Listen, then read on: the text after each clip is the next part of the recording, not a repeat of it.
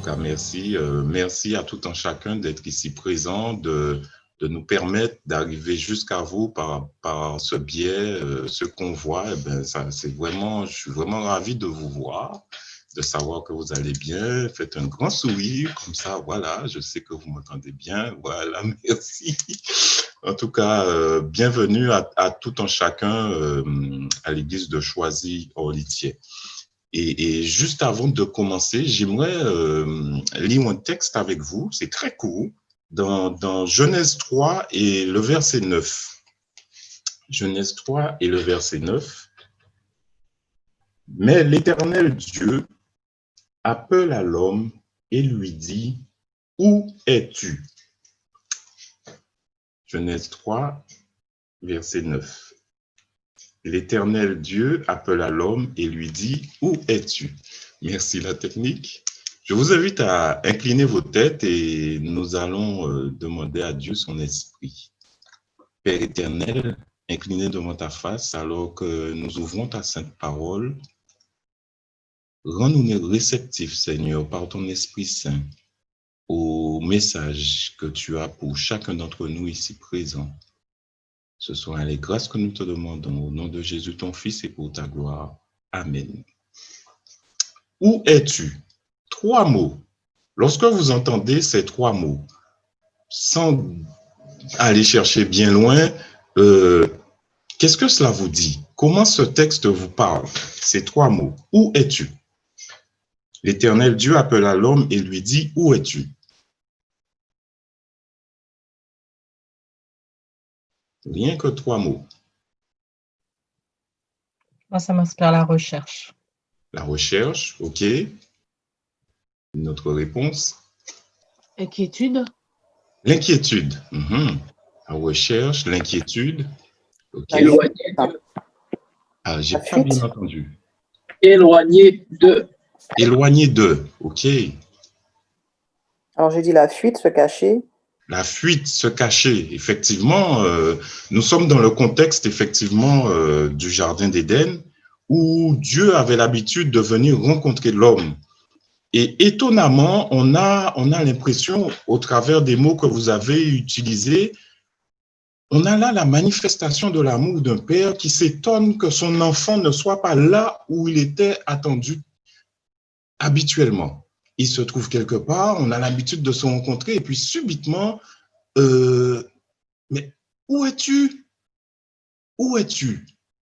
Et notez que, effectivement, on peut noter une certaine inquiétude. Pourquoi? Parce que nous savons qu'à ce moment-là, au travers de l'histoire biblique, que l'homme s'était détourné de Dieu en écoutant la voix du serpent ancien. Alors que l'humanité, au travers d'Adam et Ève, allait être plongée dans un monde de ténèbres spirituelles occasionné par la désobéissance, alors que le règne de la mort allait laisser son empreinte dans chaque individu en raison du péché, alors que le cœur même d'Adam tremblait à l'idée de rencontrer l'Éternel parce qu'il venait de prendre conscience que sa vie avait basculé, alors qu'il était caché derrière quelques buissons, derrière quelques arbres, parce que effrayé, il ne peut pas s'empêcher d'aller se cacher. Et les versets suivants nous confortent dans cette idée. Et malgré cela, il ne peut pas s'empêcher de répondre à cette voix d'un père qui cherche son enfant, comme le ferait une mère qui entrerait à la maison et qui, bon, ça nous est souvent arrivé dans notre enfance, hein, ça je ne vous le cache pas. Je m'en vais au marché, mais le bocal qui est là, vous n'y touchez pas. Ouais, non seulement on y touche, mais on mange un petit peu ce qu'il y a dedans. Alors, lorsqu'on entend la clé tourner dans la serrure, vite, on va se cacher. Les enfants, où êtes-vous? On se cache parce que nous savons ce que nous avons fait. Et cette voix, assurément, ne devait pas être une voix d'épouvante dans ce cri « Où es-tu » ? Ce n'était pas semblable à un grondement de 1000 tonnerres en colère, non.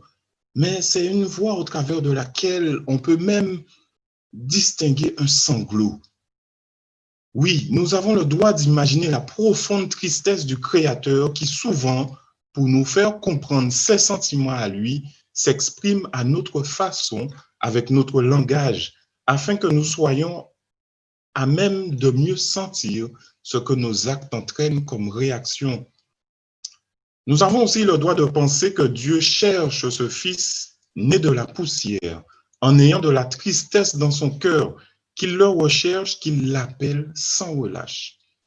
Pourquoi? Uniquement pour lui faire du bien, afin d'atténuer le mal que son enfant s'est fait lui-même par sa désobéissance. Et comme tous les autres soirs, sans doute, ce père venait visiter ses enfants en parcourant le jardin qu'il avait mis à leur disposition. Mais ce soir-là, il n'était pas au rendez-vous habituel, car quelque chose de grave leur était arrivé.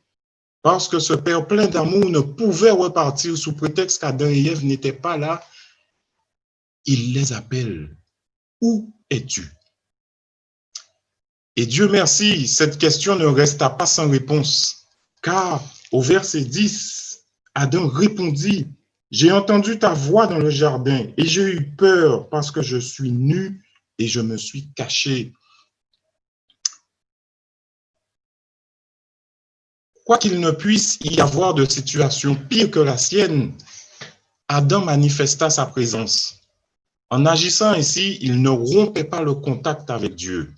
Certes, son péché avait été un obstacle dont les conséquences allaient être dramatiques pour lui et pour sa descendance, mais sa fuite éventuelle n'aurait pas arrangé sa situation. Bien au contraire. Ainsi, nous-mêmes, quoi que nous fassions, quoi que nous ayons fait, quelle que soit notre culpabilité devant Dieu, nous sommes invités à répondre à cet appel. Lui qui nous a prouvé son amour au travers de son sacrifice, afin que nous puissions trouver, voire nous retrouver la paix dans notre cœur et vivre la réconciliation qu'il a voulu pour chacun d'entre nous. Quels que soient nos péchés, quelles que soient nos fautes, quels que soient nos dérapages, Dieu appelle afin que nous retrouvions la liberté, la paix du cœur et la joie du salut. Le roi David l'avait bien compris lorsqu'il déclara au psaume 51, verset 12, « Qu'un esprit de bonne volonté me soutienne. » Oui, qu'un esprit de bonne volonté me soutienne. Aujourd'hui encore, la même question retentit dans toutes les directions, sur toute la surface de la terre. Où es-tu? Où êtes-vous? Et la parole de Dieu de rajouter dans Hébreux 4 et le verset 7, « Si vous entendez sa voix, n'endurcissez pas vos cœurs. » Un jour, cette question m'a été posée, mais elle était à l'envers, dans le sens où, comme Jessica l'a exprimé, certaines fois, nous nous fâchons envers Dieu parce qu'on ne comprend pas la direction dans laquelle on prend, et cependant, nous nous disons être enfants de Dieu.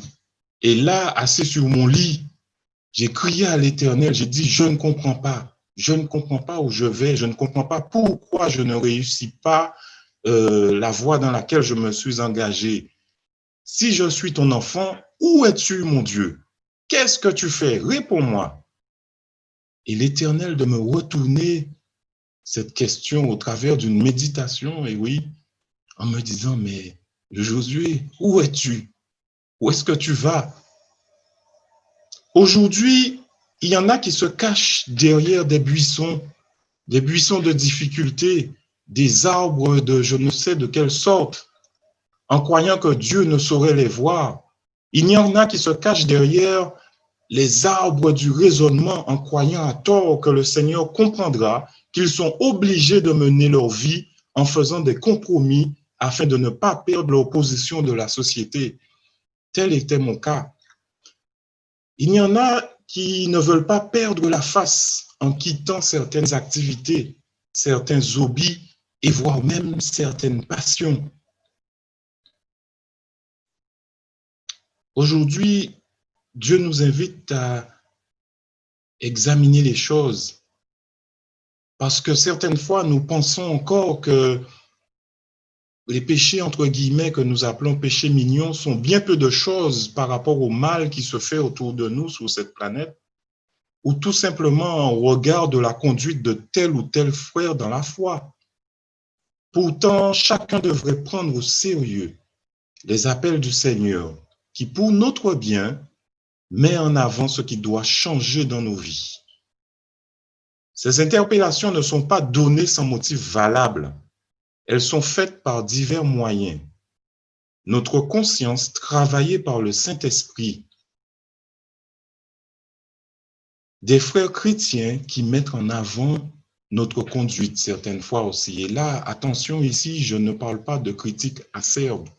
Je parle de frères et sœurs qui, dans la foi, qui nous aiment vraiment sincèrement et qui nous interpellent sur la direction que nous sommes en train de prendre. Ou par des lectures ou des méditations que Dieu place sous nos yeux afin que nous prenions conscience de nos égarements. Cet appel de Dieu concerne tous ceux et toutes celles qui ont des oreilles pour entendre. Cet appel me concerne tout autant que celui qui n'est jamais encore venu à Christ. Parce que mes imperfections, si elles sont entretenues, ne feront que m'éloigner de la lumière. Elles me feront m'enfoncer dans les ténèbres, à l'écart de la volonté du Père céleste. Que son nom soit béni. Combien je puis être reconnaissant de ce qu'il peut aussi m'interpeller et me dire: où es-tu Josué? Où es-tu Jimna? Où es-tu Olson? Où es-tu Erline? Où es-tu Béné? Où es-tu Catherine? Où es-tu Manueli? Où es-tu David? Où es-tu Jean-Philippe? Oui, il nous interpelle. N'est-ce pas merveilleux de savoir que Dieu s'inquiète de notre marche? C'est vraiment merveilleux, car s'il le fait aujourd'hui, alors que nous vivons dans ces temps de la fin, et tout nous pousse à y croire à cause des événements qui se déroulent littéralement sous nos yeux. Et j'aimerais quand même vous donner un avertissement par rapport à ces événements. Que ces événements ne soient pas les jalons qui nous aident à nous préparer pour la fin, mais soyons déjà prêts. Parce que Dieu nous dit que quand ces choses commencent à arriver, ce n'est pas encore la fin, ce n'est que le début. C'est l'œuvre de l'ennemi de nous faire comprendre qu'on va attendre tel événement et quand tel événement va arriver, là, on va vraiment finir de se préparer, de mettre sa veste de justice, de mettre ses chaussures du zèle de l'évangile. Attends, c'est pas encore le moment, il n'y a pas encore la persécution. Non, n'attendons pas que ces événements soient les jalons qui nous fassent nous préparer. Nous devons déjà être prêts. Car les avertissements que Dieu nous donne aujourd'hui, il le fait pour nous faire du bien. Et qu'importe les reproches que Dieu nous fait, ces reproches, il les fait depuis la nuit des temps. Et je mets reproches entre guillemets et j'en veux pour preuve les textes qui se trouvent dans Apocalypse 2 et Apocalypse 3, ça se termine dans Apocalypse 3, où à chaque église, une lettre est adressée. À chaque église, il est dit par exemple à l'église d'Éphèse, je connais tes œuvres, ton travail, mais au verset 4, il lui dit, mais ce que j'ai contre toi, c'est que tu as abandonné ton premier amour. Où es-tu, Josué? As-tu abandonné ton premier amour? Et dans sa lettre à l'église de Pergame, il te dit, j'ai quelque chose contre toi. Tu as là des gens attachés à la doctrine de Balaam, qui enseigne à Balak à mettre une pierre d'achoppement devant les fils d'Israël. Oui, Dieu voit tout, il sait tout, il entend tout. Est-ce qu'il m'arrive, malgré moi, de placer des pierres d'achoppement devant mes frères et sœurs qui marchent dans la foi, ou même devant mes collègues qui marchent, qui cheminent avec moi sur cette terre, leur enseignant ce que Dieu n'a pas enseigné, non pas verbalement, mais par ma conduite?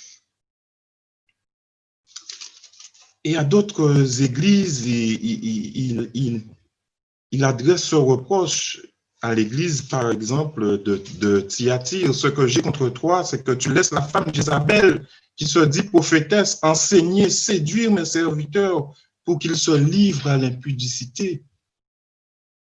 D'où viennent mes enseignements aujourd'hui? J'ai pour habitude de répéter que ce qui te distrait a tendance à t'éduquer. Quelles sont mes distractions aujourd'hui? En tant que chrétien, suis-je au pied de cet arbre?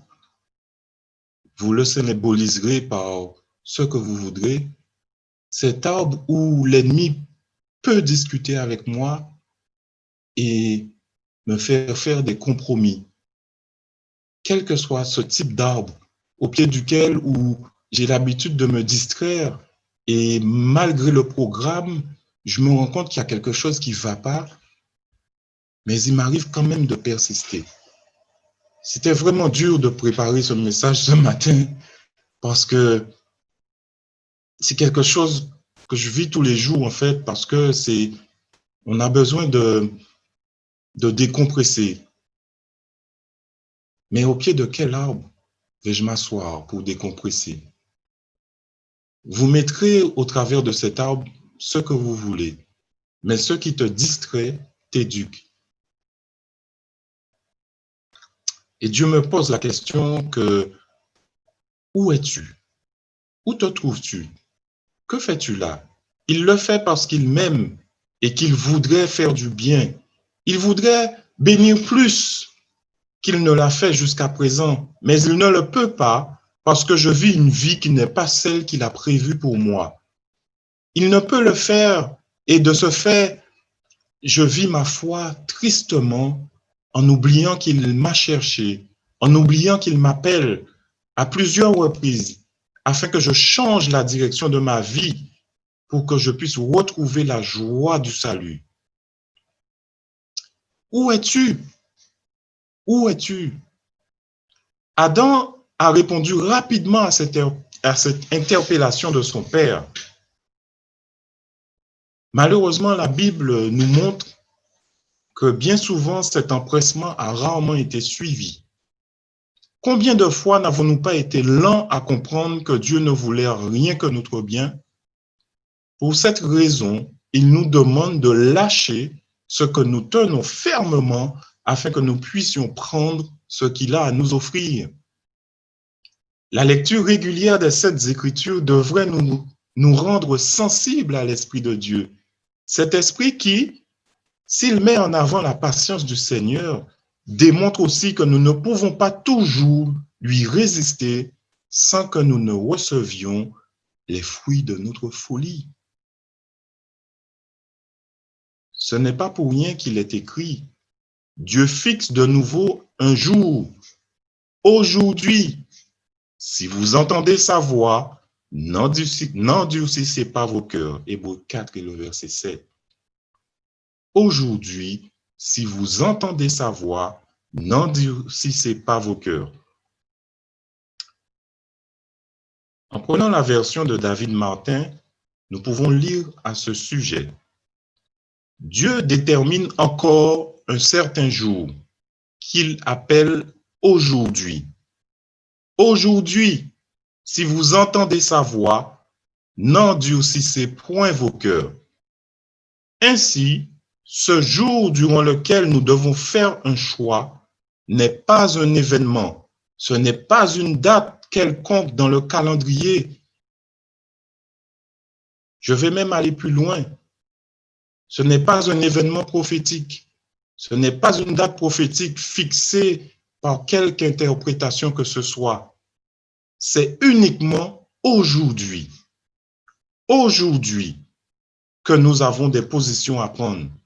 Demain ne nous appartient pas.